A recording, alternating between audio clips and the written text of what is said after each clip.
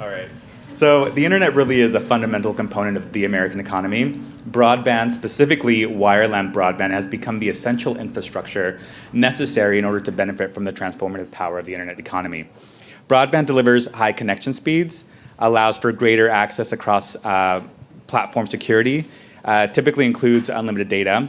But as many of us in this room know, oftentimes the conversation that we have about bridging the digital divide is solely focused on the issue of broadband deployment and availability. But just as important as understanding gaps in telecommunications infrastructure, it's important for us to understand who is subscribing to it, who is not, and why. Because only then can we understand the extent of the disconnection, and we can begin to design policy interventions that will advance economic opportunity for everyone. Today, I have the honor of being joined by a panel of leading scholars, municipal leaders, policy experts, and national organizations, all working to ensure that the promise of the internet economy becomes a reality for all Americans. So I want to start today's conversation by inviting each of our panelists to introduce themselves and helping us to establish some context as to why they feel it's important to differentiate between broadband access and broadband subscription and why it matters. Sure. I'm Jonathan Sallet. I'm a senior fellow at the Benton Institute for the Study of Broadband in Society. We issued a report in October of 2019 called Broadband for America's Future, a Vision for the 2020s, where we attempted to set out a long-term agenda. Not everything that can be accomplished this year, but everything that should be accomplished by the end of the decade. And we're going to reissue it next October, and we'd love ideas about what we missed or what we should change or how we can improve it. But our basic view is that the difference between access and subscription is the difference between technology and people, right? Technology by itself is very interesting, but it's only valuable when people actually use it. And we say in the report that broadband's fundamental value doesn't come from connecting computers to networks. It comes from connecting people to opportunity and communities to solutions. The fact of the matter is, and other people have talked about it, Larry's talked about it, Commissioner Starks, there's too many people in America who still have too little opportunity. Larry coined the term digital divide. We could also think of it as another America, because it's another America where finances tend to be precarious, where people tend to be disadvantaged by long-term economic trends, where people are isolated, sometimes in urban, sometimes in rural locations. We're a place where the best opportunity to get broadband can be the local fast food restaurant or the public library. And this is an America with less opportunity. Fundamentally, what we've learned is that broadband itself doesn't solve problems. But we can't solve America's biggest problems without broadband, because solutions from agriculture to healthcare to climate change to education for people of all ages, for economic growth, all will ride atop broadband. If we want opportunity to reach everyone, we need to emphasize the usage, the ability to use, and not just the networks that run past people in America. Me next? Yeah. Cool. Thank you, Alejandro. Thank you, Francella and Kat, the whole Next Century Cities team for organizing this conference and inviting me to be a part of it. I'm Tom Struble, an attorney with R Street Institute, a think tank based here in D.C. We're dedicated to free markets and real solutions as our mantra. Sort of gives you an idea where we're coming from. A market-oriented think tank, which doesn't always adhere to conservative orthodoxy, like our energy teams work for a carbon tax. But generally, that's how we view things. So when it comes to access versus adoption, view it sort of through that lens of supply and demand. And I think this panel is actually great because most of the discussions, I think, about broadband deployment policy in DC are on the supply side, how to get more deployment, more access out into the market. But access isn't the goal. Adoption is the goal. That's what we're trying to actually do, is get more people online because all the benefits that flow from that. So I think it is important to, I guess, focus on that, at least from time to time, because it is it's flip sides of the same coin. If you have good supply, good competition, you're going to have better quality service and lower prices. That makes adoption easier. But if you have more adoption, more demand, that also makes supply easier because the economics, the return on investment. So that's generally how I approach the issue, and we'll talk a lot about, I guess, both sides of the coin here. But yeah, excited to get into it. Thanks. Hi, I'm Angela Siefer. I'm the Executive Director of the National Digital Inclusion Alliance. I am based in Columbus, Ohio. So NDIA got started about 5 years ago because the work that's on the ground was not represented in these DC discussions. When I first started this work and we were using the term digital divide, we were not talking about the internet. We were actually talking about access to computers back then. I remember setting up computer labs, and if we had one computer attached to the internet, we were like, cool, this is great. Right? And the rest of them were access to computers. They weren't, that's what we were going for. This was like a bonus if you had access to the internet. And so now I think it's important that we do think about what the terms mean and that we do clarify whenever we use data or we're talking about access to the internet. Do we really mean that it's available, or do we mean that people have access? Do we mean they could have access if they subscribed, or do we mean they actually are subscribing? Right? So I encourage you all, when you all are talking about it and you're looking at data or you're talking to folks in your community, to clarify what you're talking about, because then that influences the solutions that we go after. If we're only looking at, okay, let's make sure everybody has it available, that's one solution, that's infrastructure. But if we want to make sure people are actually subscribing and have the skills to use it, that's adoption. I'll pass it over to Josh. Oh. All right. Well, good morning, everyone. My name is Joshua Edmonds. I'm the Director of Digital Inclusion at the City of Detroit. And honestly, I feel like, Larry, everything that you said is what I was going to say. So copy and paste all of his sentiments into like what I'm expressing too. But really, the adoption piece, namely in Detroit, is something of utmost significance. More so because it's already been covered, but from an infrastructure lens, for the most part, we're covered. Obviously, we're aware of the data limitations. But again, just from lived experiences and talking to a diverse set of residents and having a very close relationship with our providers, we're darn near covered. And I'm not saying it's everywhere, but we're pretty good on that front. But under the looking at the current political landscape and the nomenclature, if you will, underserved cities like Detroit, everyone's aware of our issues. I mean, we'll push it out, and obviously there's a lot of poverty porn that goes around about Detroit. But, we don't really have any type of funding to address any of this stuff. It's really interesting when they appointed me and they said, all right, you're the director, you figure this out. And I said, okay, how much money are you going to give me? Zero. And that's where things get really, really interesting. And really, I think that the reason why, and other cities were kind of trying to prioritize this and get a better understanding of what we can actually do. But that all comes from the fact that we see that the federal government clearly isn't prioritizing underserved cities. There's an initiative really just to focus on rural access, and I'm all for that. Like I am. That, yes, absolutely, that should take precedent, honestly. But at the same time, that doesn't mean that we get nothing. And so, really, my whole experience, and obviously we'll go through it more later, but has really been on the adoption front. And again, from us, and I've been working with other rural cities in Michigan to say that, hey, I'm not really here to usurp you. I understand that your needs. But again, if we're able to win this in Detroit, we can take whatever we do and kind of do it anywhere. Because for a lot of these rural cities, yeah, sure, you're going to get the infrastructure. And when you do get the infrastructure, you're going to run into the same problems that we're running in right now. So it's better to invest in both and then see what we can do. Oh, incredible points. So Angela, I kind of want to kick it back over to you because I know that there's a lot of issues that tend to be conflated or collapsed into one broad narrative to describe the lack of access faced by communities across the country, predominantly usually in Black and brown or rural communities. So as the executive director of an organization that educates local and national partners on issues pertaining to the digital equity and the importance of local digital inclusion programs, can you help us kind of break down or name some of the myths that take the air out of meaningful attempts to address the unique barriers to broadband adoption and subscription? Sure. So one myth is urban versus rural. There's no versus, right? We all have some problems about broadband adoption. So changing it to an urban and rural, like we're all in this together, kind of a framework, I think is going to get us a lot further. That the digital divide is only a rural issue is a myth, right? The digital divide is access to technology and use of that technology. That's urban and rural. The other myth has to do with mobile, that mobile is the solution. Y'all just go home.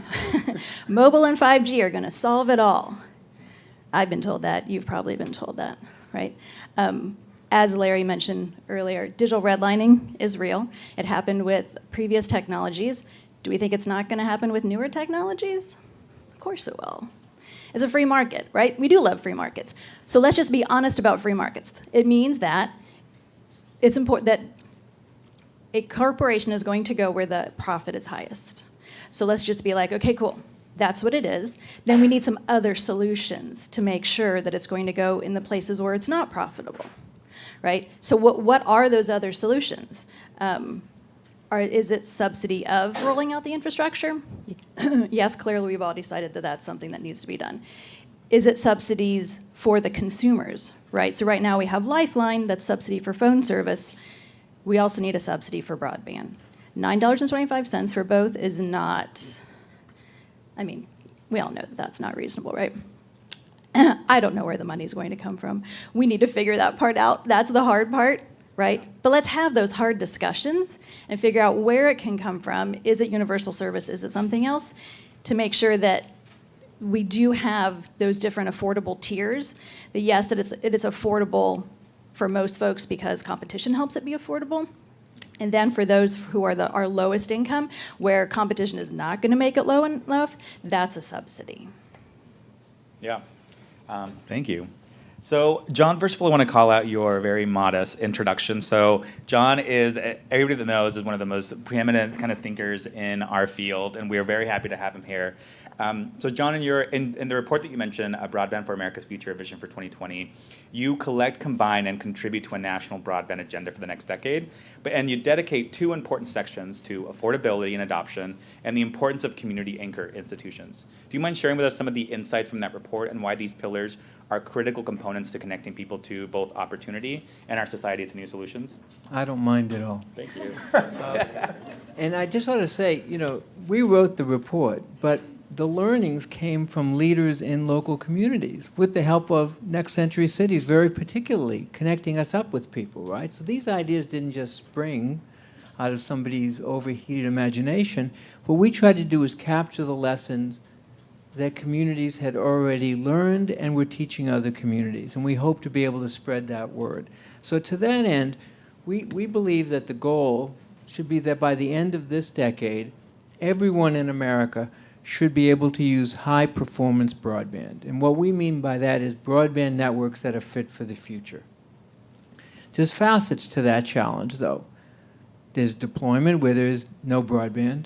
There's questions of competition where there's limited broadband. There's affordability and adoption, not just, but often in urban communities.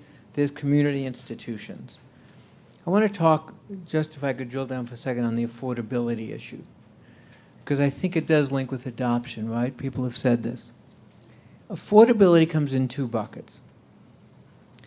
When there's limited competition, prices tend to be above competitive rates. When prices are above competitive rates, some people pay more, some people don't buy at all.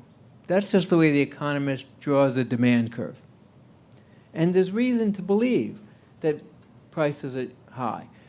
Limited competition, we know most people in America at, say, 100 megs down have 1 or 2 choices if they have any connections at all.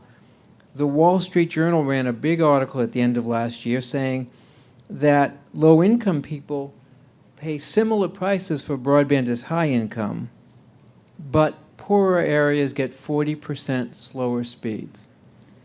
So that's an important affordability question, right? Because affordability is about the quality and not just the price. And that's why we need a competition agenda. That won't be enough, though, because the social scientists with whom we spoke said, look, there's a lot of people in the country for whom $10 or $15 a month is as much as they can afford. And that needs to be addressed very specifically. We made a series of recommendations. Let me just note 3.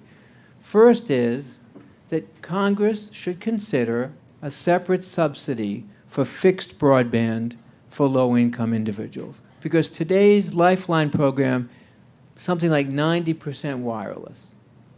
So we need to consider a fixed broadband solution. Secondly, where the federal government is funding big network construction. Among the obligations that should go in deploying the networks are offering a $10 a month package to eligible low-income individuals. And we think a medium-priced package, say $50 a month, for people in general. And thirdly, we think it's important to bring back the customer disclosure notice that the Federal Communications Commission adopted in 2015 that was later repealed. That to the extent people have choice, will inform that choice. That's affordability. Adoption is something that we've talked about. So let me just take 1 second on this other part, community anchor institutions, because John Windhausen is in the room, and if I don't say this, I'll be in trouble. We basically talk about it, and John has talked about it and does talk about this in wonderful ways.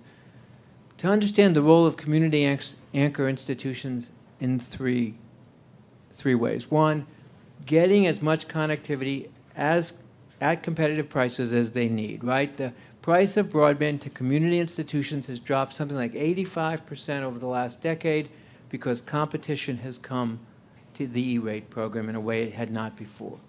Secondly, to reach out beyond the schools or libraries' physical boundaries to serve kids or customers when they're away from the school, right? That can be Wi-Fi in buses. It could be support for low-income students to be able to get onto the internet to do their homework.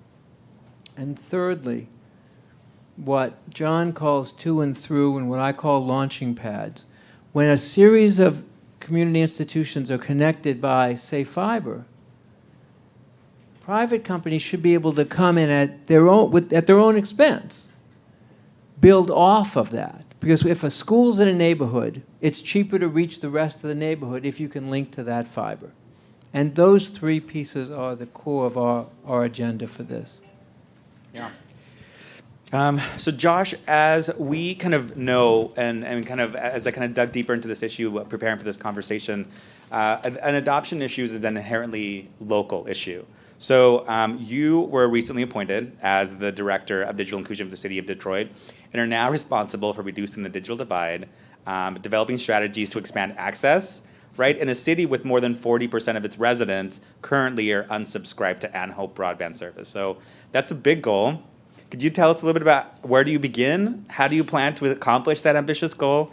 And how are you developing kind of methods to track and evaluate your progress so that we can all write them down and replicate it in our kind of home states and communities? Oh, write them down. All right. Well, don't write these down. No, I'm joking.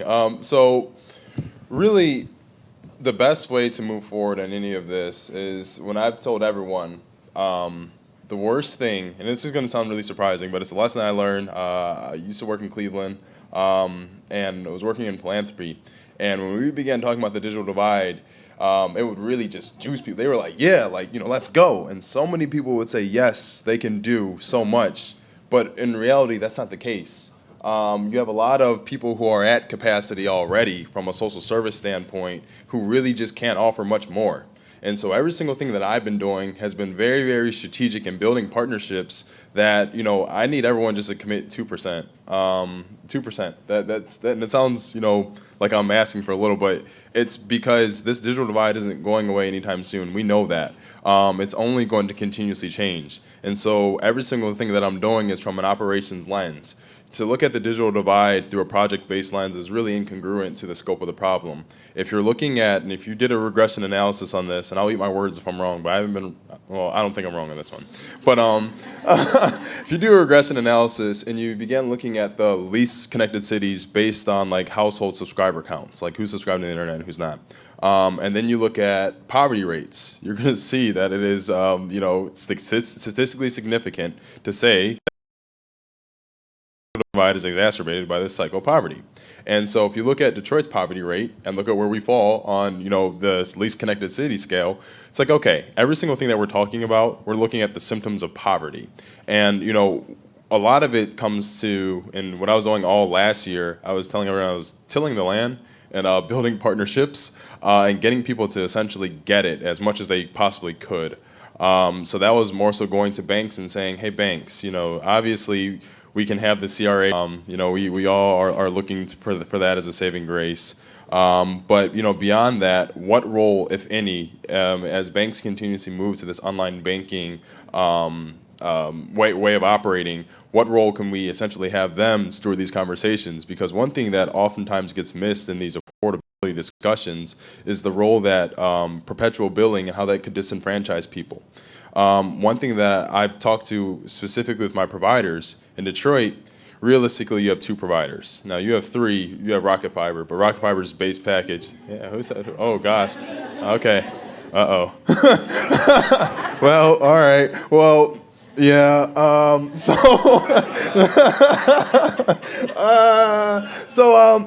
Thank you for being here. some of these providers, base packages are pretty expensive. Heck, I don't even have that base package. And I'll say with AT&T and Comcast, if you look at the everyday person, maybe the everyday Detroiter, a lot of people might say, well, I got a past due bill with AT&T. Yeah, forget that, close that service, I'm just going to go to Comcast. Well, then you're going to get a past due bill with Comcast. And so then what? And I think that's where sometimes people don't realize that that's the then what, where you have so many people who aren't subscribing because, again, this perpetual billing is disenfranchising people, and you have online banking. That is literally just one example that I'm trying to get people to see. I could do the same thing for healthcare, where you have, for example, every single day, kids who, the libraries are closing. I'm very thankful for E-rate, I am, but when libraries close, we still need to figure that out. And so when we have libraries that are closing in Detroit, you have communities where your second option is McDonald's. And so it's like, okay, well, we're going to this McDonald's every day. And then when I circle, and I'm trying to get people to essentially pour money into addressing this digital divide, well, no, we only focus on healthcare outcomes. And it's like, okay, well, fine. Kids eating McDonald's every single day, that sure is something that we want to mitigate, right? And, that's been something where people are like, I didn't think of it that way. And that's kind of where it ends. It's like, okay, no, there's some action that needs to be here. And so really every single thing that we're doing is actionable. The last thing, semi-last thing I'm going to say is, Fiat Chrysler is expanding to Detroit. It's great. Everyone was so happy for that. It's 2,500 jobs. Detroiters are going to be first in line to get those jobs. Boom. Good plug, right? But then, Fiat Chrysler is like, well, we're going to be doing online assessments. And that's how we're going to essentially interview people or pre-screen them.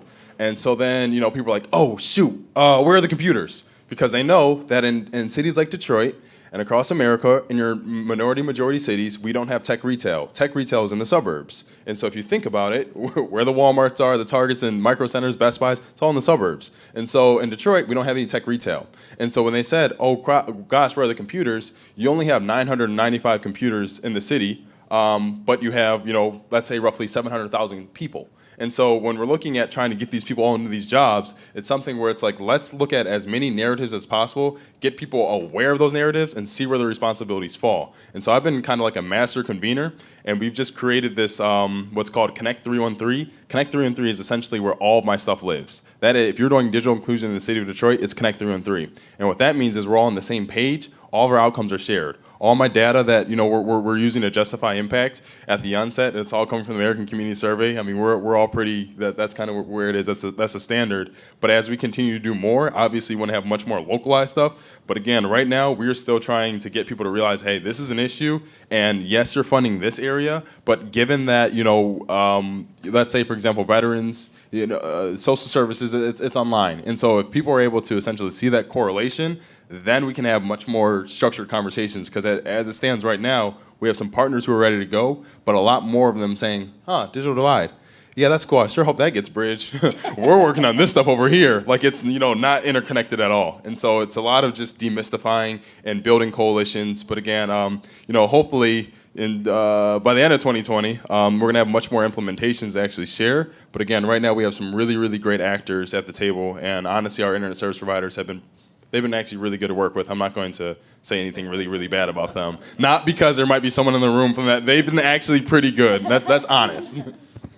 Well, Detroit is really happy. Is really lucky to have you. And I think one of the things that I heard is that, first of all, what they're doing right is that they've appointed you, right, to kind of establish a digital inclusion agenda. That's super important. And then I think one of the things that you're doing that I think is effective and that we can all kind of take home to our local communities is this idea of establishing a shared agenda, a shared vision for the city, anchoring that to kind of like, integrating that into an economic development plan, right? And ensuring that oftentimes there are a lot of resources available. I think you mentioned internet service providers, which kind of, when you think about Comcast, when you think about AT&T, they all have kind of like low cost options for people that don't have high economic means, and oftentimes people don't know about them, right? So it sounds like with your kind of the program and the way that you're kind of centralizing a lot of that information, it's really just more about how do we do concerted community education about what resources are available, so that people know that even if you default on your bill, there are deferment plans, there are ways for you to kind of get relief from that you don't have to unsubscribe, right? And that there are kind of remedies, and both kind of like nonprofit organizations that can help you with that, or be your advocate, or directly through those internet service providers. Sure. The only thing that I'm going to add to that, and yes, the Comcast, AT&T, from a low-cost standpoint, they've been great advocates. They've known, and I've gone on record saying that these are not broadband programs according to the FCC speeds, and so that's where I always want to make that differentiation. I'm not going to give that to them. I'll say that they're great low-cost alternatives, and they're shovel-ready solutions, and we should really look at using those where it makes sense the most. But again, there should always be an onus to say we need to remain competitive, and if it's not high-speed internet, I don't want to call it that.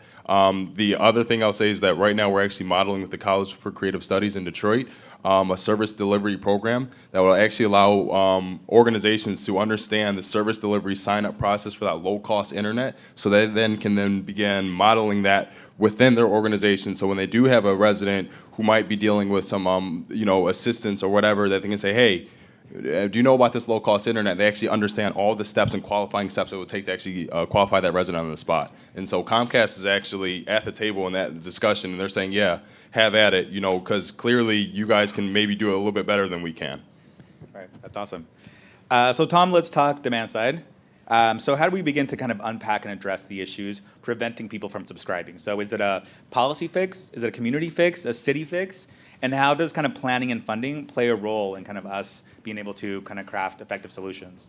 Sure. So I guess to answer that, I could just wax philosophically about federalism in the abstract, but I won't, because that'd be boring. I'll just first say it should be an all of the above approach. There is a role for all levels of government in trying to promote broadband adoption. We already talked at the federal level. There's the Lifeline program. I agree with Angela that I think we said this during the Lifeline transformation proceeding a few years ago, that we should transition the thing being subsidized from phone service to broadband, but broadband's more expensive to provide and pay, acquire than phone service, so as part of that, we should probably increase the size of that subsidy to make a more meaningful impact. In terms of budget effect, you would either have to shrink the size of the base or increase the contribution factor on the other side of USF to make that budget work. But there's certainly a lot that can be done with the Lifeline program to improve adoption at the federal level. But actually I think there's a lot that can be done at the state and local levels, as Josh was saying. There's actually something we've been working on recently at the FCC's BDAC. I got appointed last spring to the Broadband Deployment Advisory Committee, and I'm on the Job Skills Training and Workforce Task Force. And particularly, we're looking at the skills gap for educators. And as part of that, we've talked with some community colleges in Wisconsin, also the directors of the adult basic education programs in the state of Washington. They talked about this IBEST program. It's an acronym for Integrated Basic Education and Skills Training courses that they offer to adults in, I think, over 33 states now, and basically offer tools to get adults, adults or young people of any age, basically invite them into your local community colleges, schools, churches, any community anchor institution, and provide them basic skills training for how to use the internet, what cookies are, what bookmarks are, basic things that allow people to understand what the internet can do for them, which is, I think, the biggest driver of adoption, because if you look at, for example, Pew Research does studies and surveys on adoption rates, and for people who don't subscribe to broadband but have access to it, they ask them what is the most often, what's the reason you don't subscribe? Number two reason, 21% of them say it's cost. We've already talked about cost. If you get more competition, you drive down cost, you'll get more people to subscribe. But the number one reason cited by people, I think 54% of the people who have access but don't subscribe, was lack of value. They don't see any interest or need for the internet, so that's why they don't choose to subscribe. But I think everyone in this room would agree that the internet's very wonderful. There's a lot of great things you can do on it, regardless of what your interests are, what your vocations are. So I guess learning and community education institutions are probably the best way to approach that problem, because if you actually talk to community leaders who are on the ground, know the local community and how best to reach them, they're probably going to have the biggest impact there in terms of driving adoption and sort of showing people the value proposition, saying that you might think the internet is just for watching YouTube videos or reading the news, but actually there's lots of ways you can connect, social media, online banking, even government services. There's a lot of different cities who have apps. You're like, oh, I ran into a pothole, and I don't like that pothole in my street. How do I report it? Well, maybe there's an app for that. Well, there's lots of different ways you can engage with the community through the internet that a lot of people may not be aware of. And if you made people more aware of the opportunities on the internet and gave them the skills to use that in a safe way, I think that would maybe be the biggest boost we could drive to adoption going forward, is to try and get those people who have access to the internet and enough money to pay for it, but aren't adopting it for one reason or another. Yeah. So I know that we are running a little bit tight on time, so I have one last question for everybody, which is, so digital connection is not just a critical on-ramp for the 21st century economy, but it's now playing an important role in the way that the federal government allocates its funds, what types of jobs are available in our home states, and ultimately household earning potential for American families. So as we move into the digital census, which is coming up, can you share some of your thoughts about what's at stake for 2020 and beyond, and why it's important that we employ diverse strategies to ensure that every American is subscribed to reliable home broadband connection? And that's to everybody. You want me to start this? Let me just take one slice of it. We know over the last 40 years in America, income inequality. Thank you. We still know over the last 40 years in America, income inequality has gone up. Family incomes have been stagnant. Minority incomes have trended lower than the average income in America. Adult children are earning less than their parents did at the same age. Opportunity has gone down. Today, nearly half of the new jobs that are created are so-called middle skills jobs. They don't require a college degree, but they typically do require technology skills. That's why digital skills are so important, because they're a fundamental ingredient in economic opportunity. Economic opportunity for anybody everywhere. It might be a young person in a minority neighborhood. It might be an older worker who's been laid off. It might be somebody in rural America. Economic opportunity, the ingredients are the same across the board, and we need to grasp them, and we need to move forward for one other reason. Because a strong democracy thrives best when people believe they have the chance to succeed. And people in America today have the greatest trust in local government. And that, I think, next century cities and local leadership is absolutely critical in the decade ahead. Thank you. Closing thoughts? Yeah, so on that same line, there are a lot of solutions like coding camps, and preparing folks or trying to prepare folks for those open tech jobs.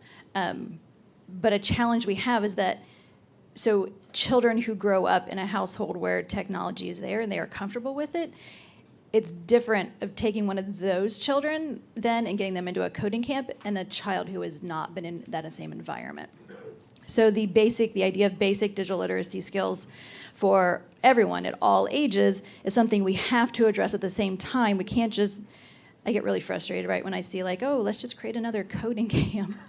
But they don't have internet at home to practice, and the comfort level isn't there. And so getting at those basic levels so that we can fill all those empty tech jobs, the research has shown us that when someone is asked a follow-up question to, why don't you need the internet? And they say, I don't need it. The follow-up question is, why don't you need it? Well, I don't know how to use it. Right. Why would you pay for something that you don't know how to use? Or the follow-up answer is, well, I can't afford it. So why would you need something, right? Like you convince yourself you don't need it because you can't afford it. So I think folks do know the value, and I think they understand the value, but they don't know how to get to it. And so as we're looking at solutions, for us to look very carefully at those barriers and to not make assumptions about a barrier, because then we're going to end up with the wrong solutions that aren't going to get us anywhere. So getting at exactly why folks don't have it, And we know the biggest one is cost. So if we can get at that cost issue, we can really get at increasing folks' access at home, which I totally agree needs us to get into those tech jobs then. That needs to get that to that economic solution, which is then, it's the comfort level. And there's a whole bunch of terms being thrown around out there about what to call this, but it really just gets at, do you feel like you can figure something out, or do you don't feel like you can figure something out when you're using devices? Right? Those of us who have that comfort to be able to figure out, or have someone we can turn to, yes, I can figure out this thing, but I can't figure out this thing, and I turn to this other person to ask them, I have that support in my world. Can we make sure that more of our community members have the comfort and the support so that they can get into those places where all those open tech jobs that we need to fill, but we got to start from the ground to do it. Yeah. Thank you to our panel for sharing your insights with us. Thank you to you for your time and attention. I'll give it back to Francella.